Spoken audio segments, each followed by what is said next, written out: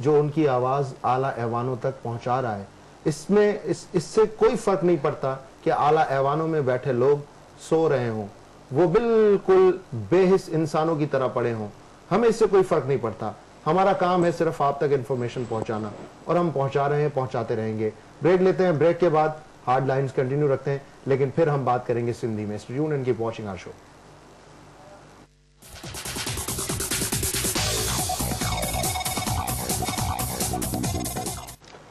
Welcome back viewers. हाणे असां बाकायदा पंहिंजे प्रोग्राम जी शुरुआत असां अॻु में ई करे चुका आहियूं, पर हाणे असां सिंधी में अची आहियूं ऐं यकीनन नुसरत सैर अब्बासी, फंक्शन लीग अॻवान ऐं कुझु ॾींहं अॻु में हुकूमत जूं इत्तेहादी जेका पार्टी आहे उन जूं MP आहिनि। नुसरत, बोर्ड ते ई थोरो ॻाल्हाए वठूं पहिरियां, छो जो लोकल गवर्नमेंट जे ऑर्डिनेंस ते असां अचूं था। तव्हां छा सोचे जेको आहे सो हिन इत्तेहाद में वियो, ऐं हाणे त ख़ैर तव्हांजा वारा न्यारा थी विया जो तव्हांखां कंसल्ट कोन कयो वियो, न त इहो बोर्ड वारो केस त तव्हांजे ख़िलाफ़ बि थियो आहे। अवल त तव्हां जेको ॿ टे दफ़ा मूंखे चयो त कुझु ॾींहं इत्तेहादी हुकूमत जो इहो तानो जेको लॻे इत्तेहादी रहियो, तानो लॻे थो ॾाढो। बहरहाल उहो हिकिड़ो सिलसिलो हुयो, वॾे पीर साहिब मरहूम जी हिकिड़ी फ़ैसिलो हुयो जंहिंखे असां सभिनी नोबे कयोसीं ऐं उन हवाले सां उहो असां हलिया बीसीं। पर असां इत्तेहाद में रहंदे बि हिकिड़े लम्हे जे लाइ बि तव्हां असेंबली में न ॾिठो हूंदो त असां को ख़ुदा न ख़ासा उहो किरदारु अदा कयो हुजे जो सिंध जी अवाम सोचे त अची हिते वेही हिननि को अहिड़ो एग्रीमेंट करे छॾियो जो हाणे को कंहिं सिंध जी इशू ते ॻाल्हाइनि ई नथा। उहो किरदारु असांजो रहियो। बाक़ी हाणे तव्हां पाण ॾिठो त हिकिड़ी अहिड़ो घात पियो लॻे सिंध सां जेको पोइ अॻु में बि लॻे पियो 7 अगस्त ते, जंहिं ते बि असां रजिस्ट कयोसीं। तव्हां ॾिठो त पीर साहिब बेइंतिहा नाराज़ थिया हुआ, हुननि जा स्टेटमेंट ऐं पोइ असांजी ॿियूं जमातूं कौम परस्त जमातूं सभु सिंध वासी हिकदमि ॿाहिरि निकिरी आया त हे कनि छा था, हैदराबाद ऐं कराची खे अलॻि ऐं ॿई सिंध खे अलॻि। उन जो तव्हां रिज़ल्ट ॾिठो त आख़िर उन्हनि खे मोटणो पियो ऐं वापसि उन्हनि ऑर्डिनेंस वरितो।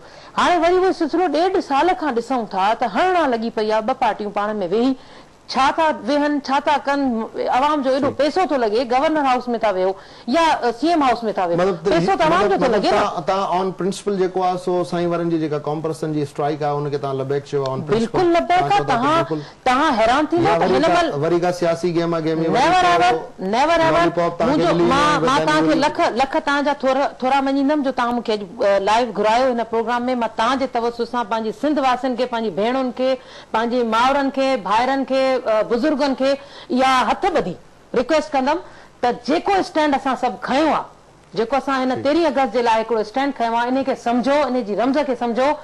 कंहिंखां न ॾिजणो, धरती आहे त असीं आहियूं, माल मता सभु जेकॾहिं हूंदो असां हूंदासीं त हूंदो, धरती हूंदी त हूंदो। इनखे ॿिनि हिसनि में विरहाइण जी हिकिड़ी साज़िश आहे।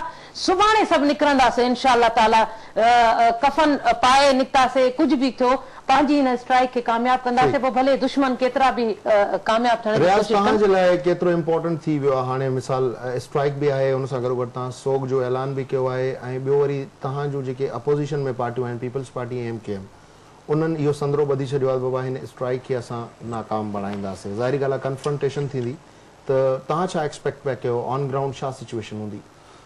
काफ़ी इतलात आहिनि। हिकिड़ो सभ खां पहिरियों त सिंध खे हथु वॾी पीपल्स पार्टी ॿोड़ियो आहे। हिकिड़ो त करप्शन में ॿोड़ियो अथनि, सिंध जे खज़ाने जी भींग कई अथनि, रोज़गार नाहे, अमन अमान नाहे। जे बारिश नथी पए त कैनाल टुटी था पवनि, खंड लॻनि था। इन करे त एरीगेशन जो दादलो मिनिस्टर वेठो आहे जंहिंजे ज़रिए असांजा अरबे रुपया खाई था वञनि। उन खां हटी जे बारिश पए थी, 40 अरब रुपए जो लाड़काणे जो पैकेज आहे। मां चवां थो त का इंटरनेशनल भले कमीशन अचे, राणा भगवान दास, साईं दीदार शाह, उन तालिक माज़ी में पीपल्स पार्टी में सिंध हाई कोर्ट जो चीफ जस्टिस बि रहियो आहे। मां चवां थो त उन्हनि जे सरबराही में कमीशन ठाहियो त उहो ॾिसनि त लाड़काणे में 40 अरब रुपया किथे ख़र्च थियनि। हा, हिकु जियाले जो घर जेको लाड़काणे रीजन में आहे, उहो घर वॾो थियो आहे। मोटरसाइकिल जो त वॾी गाॾी पर जेकॾहिं रियाज़ पर जेकॾहिं उहो ठीकु आहे, उहो असांजी उहो डिबेट हलंदी रहंदी न विच में। पर जेकॾहिं पीपल्स पार्टी अकेले सिर्फ़ु 2/3 मेजॉरिटी सां अचे हा ऐं इहो निज़ाम लागू करे हा, त तव्हां हिनखे एग्री कयो आहे कतन तहां ते इल्जाम ता बुग्ज़ एमक्यूएम में सिर्फ मुखालिफत था कयो। असां एमक्यूएम जे बुग्ज़ में ना आहियूं। ठीक। भई ॻाल्हि आहे त असां धरतीअ जा पुट आहियूं, असांजो हज़ारनि सालनि जो वतन आहे, असां पंहिंजे वतन सां वफ़ादार आहियूं, फर्दनि ऐं जमायतुनि सां न आहियूं। ठीक। सिंध मुक़दस आहे पार्टियुनि नज़रियनि ऐं दस्तूरनि खां। ठीक। इहो जेको ऑर्डिनेंस आहे असांजे हज़ारनि सालनि जे वतन जी वहदत ते वार आहे। असां चऊं था ओपन तव्हांजे प्रोग्राम जे तवसु सां त भई कंहिं चैनल ते वेही त ॿुधाइनि न कल्ह सिंध जे माण्हुनि जंहिं नमूने सां आवाज़ टीवी खे ॿुधो आहे, जेको तव्हां सॼो ऑर्डिनेंस जो पेरा पेरा पढ़ी आहे, इन जो जवाब त टेलीविजन चैनल ते ॾियनि। भई चीफ मिनिस्टर, लॉ मिनिस्टर, भई पंहिंजो बल्दियात जो मिनिस्टर हिकु लहनि त सही न, ॻाल्हाइनि न। संदो पीर साईं पागारो थो चए उन सां ॻाल्हाइनि। मुर्तज़ा खान जतोई हुननि खे चैलेंज थो करे ॻाल्हाइनि। भई हुननि खे चैलेंज कयो आहे शहरियार खान, ॿियनि जे हम ख़्याल चैलेंज कयो वेठो आहे, डॉक्टर अरबाब रहीम जो ग्रुप, सिंधी माण्हुनि चैलेंज कयो वेठो आहे, कॉमन पीपल उहो चिड़ी पियो आहे। तव्हां रात जे अंधेरे में सिंध जे माण्हुनि जे मथां वार कयो, सिंध माण्हू तव्हां खां पुछनि असेंबली मौजूदु आहे, भई जमहूरियत जा चैंपियन अॼु कराची में बैनर लॻा आहिनि त भई मार्शल जी जेके पैदावार आहिनि जमहूरियत मुखालिफ़ रड़ियूं था कनि। बाबा अयूब जी मार्शल में केरु पैदा थियो? अयूब जी अम्ब्रेला ऐं अयूब जे हथनि में केरु पलियो? येहा जे हथनि में केरु पलियो? ऐं इत्तहादी ऐं कोलिशन पार्टनर जिनकी सॼी तारीख़ आमरियतुनि सां भरी पई आहे। तव्हांजी ॻाल्हि कॾहिं नुसरत हू चवनि था त भई बार बार असां हिक ॿिए खे मिलणा था ॾियूं त अयूब कंहिंखे पैदा कयो, ज़ियाउल हक़ कंहिंखे पैदा कयो, मुशरफ कंहिंखे पैदा कयो, पर मूंखे हिन वक़्तु माफ़ कजो ताज हैदर साहब असां सां लाइन ते मौजूद आहिनि। ताज हैदर साहब सां ॻाल्हाईंदासीं। अस्सलाम वालेकुम ताज हैदर साहब। जी ताज हैदर साहब आपको वेलकम कहूंगा अपने प्रोग्राम में। जी ताज साहब मेरी आवाज आ रही है आपको?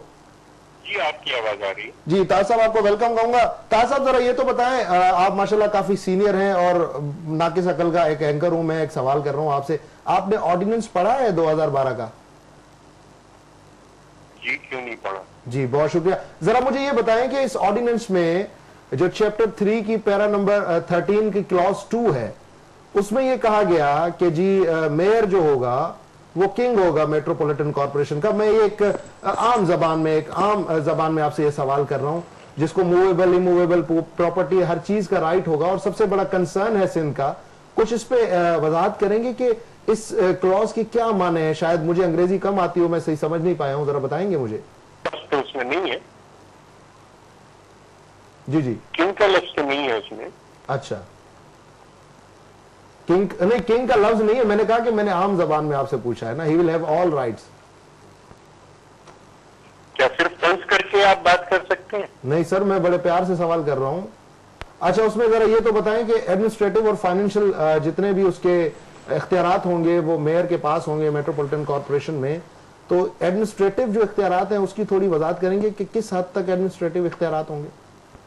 जी हर कॉर्पोरेशन की एक कॉर्पोरेट एंटिटी होती है और उस कॉर्पोरेट एंटिटी का मतलब ये है कि प्रॉपर्टी खरीदी जा सकती है, प्रॉपर्टी बेची जा सकती है। ऑर्डिनेंस के अंदर तफसील से ये तमाम चीजें दी हुई है। तो जरा इस तंज के चक्कर से निकलिए, उसको पढ़ने की कोशिश कीजिए, समझने की।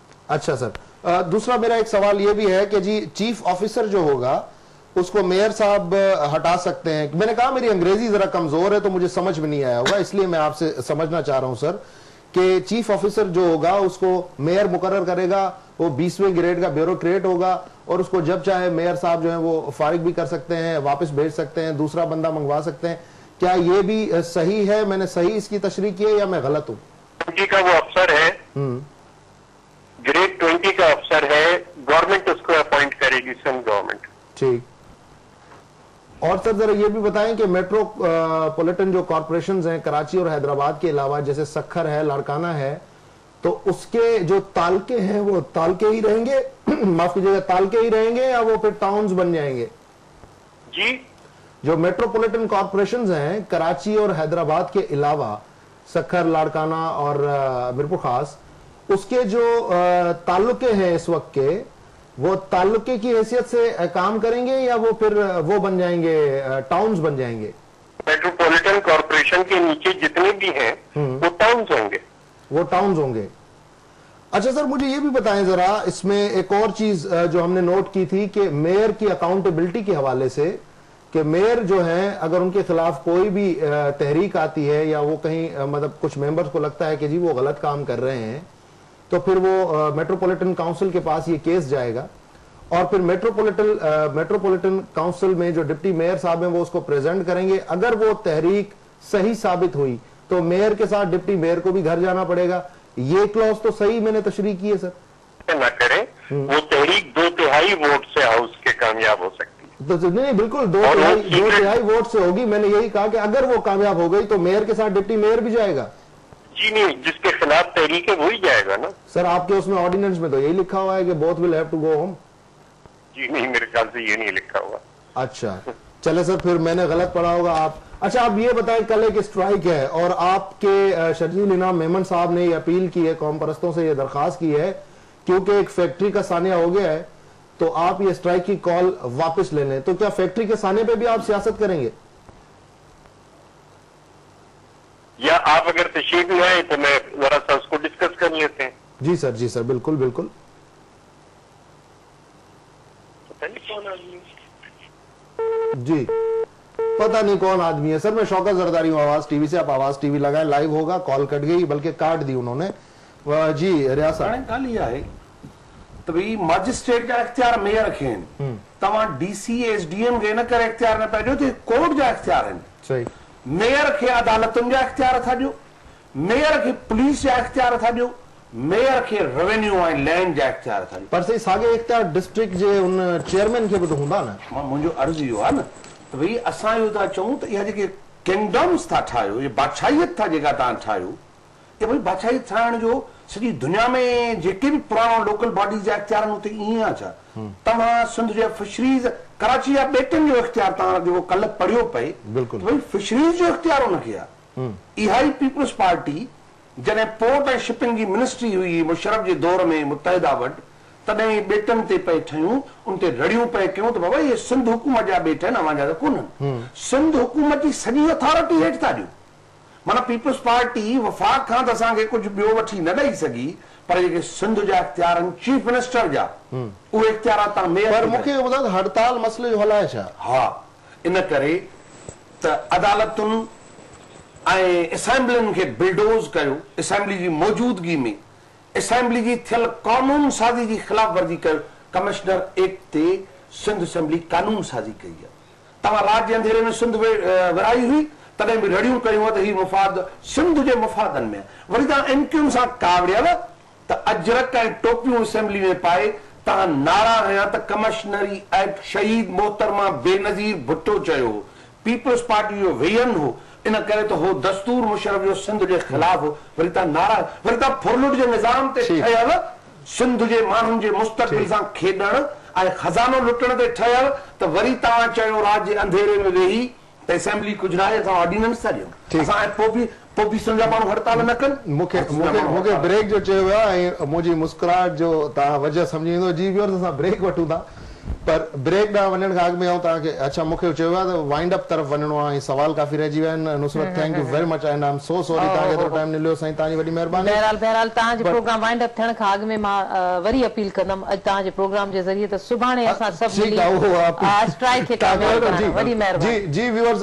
टाइम असां वटि घटि हुयो, पर एतिरो तव्हांखे ॿुधायां, ताज हैदर साहब जी तव्हां टेलीफोन टॉक ॿुधी। ताज साहब इंतहाई सीनियर आहे, ऐं शायदि हुननि जे पुटनि जहिड़ो हुजां, मुंहिंजी उमिरि बि घटि आहे।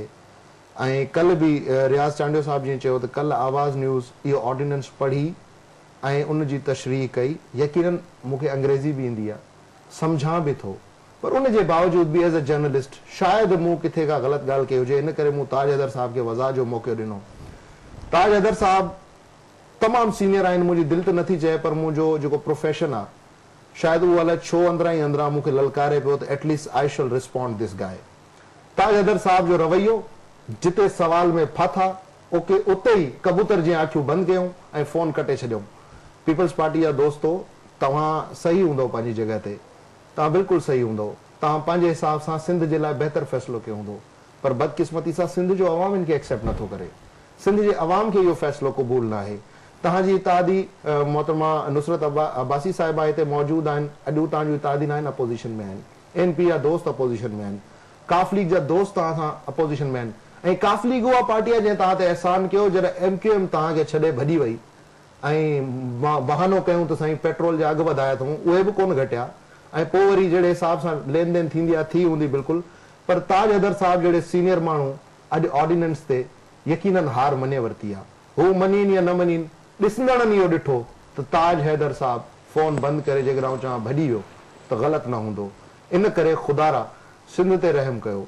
सिंध खे हिकु पासे सैलाब सां ॿोड़ियो वियो आहे, ॿिए पासे मकानी निज़ाम जो ऑर्डिनेंस, ऐं आउं स्ट्रेट अवे इहो तव्हांखे ॿुधाईंदो हलां त हींअर साईं क़ौम परस्त कारकुननि खे मुख़्तलिफ़ ज़िलनि में गिरफ़्तार कयो पियो वञे। सिंध सुभाणे जे लाइ पुलिस स्टेट बणिजी वई आहे। सिंध में हिकु वॾी ॾफेड़ पैदा करण जी साज़िश थी रही आहे ऐं इन साज़िश जो ॿिज विझण वारी आहे पाकिस्तान पीपल्स पार्टी, छाकाणि त होम मिनिस्ट्री हिन वक़्तु CM सिंध वटि आहे ऐं पुलिस जो SP हुजे, DIG हुजे या हिकिड़ो मामूली सिपाही हुजे, उहो बि मथां खां आयल ऑर्डर्स जे बग़ैर हिकु विख बि न खणंदो।